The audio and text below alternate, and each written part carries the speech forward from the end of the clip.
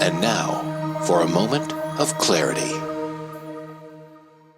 It kind of goes back to, my time as national chairman, and certainly my time even before then involved in the party and watching its evolution, its grappling with certain truths that it either did not want to address directly or tried to set aside. And my friend Eddie Glaude, who's on with us, and he and I have had this conversation over a number of years and have challenged each other in the thinking around this. And that is, maybe, just maybe, that blood supply that you refer to was bad from the beginning.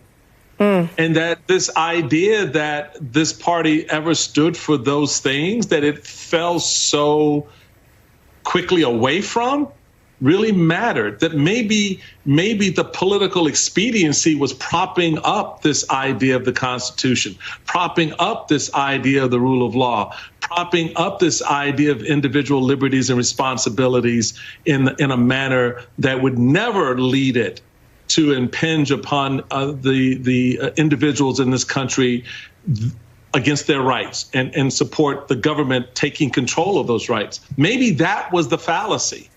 Maybe that was the lie. And a lot of us involved in this party, yourself included, didn't see that or were just really idealistic in our view, saying, yeah, this is what we're all going for. But in reality, the subtext was, no, that's not what it's about. And then Trump pulled back that curtain and exposed the truth of what the party was always about.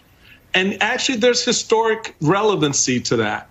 When you look at the capitulation after the Civil War, how quickly that happened for so many Republicans who turned aside Reconstruction, the capitulation on civil rights, Republicans who turned away from the very fight for the liberty and freedom of African Americans, the capitulation for the rule of law, with allowing someone like a Nixon and now a Trump to actually be the standard bearer of the party. Barry Goldwater stripping away the party's relevancy on civil rights.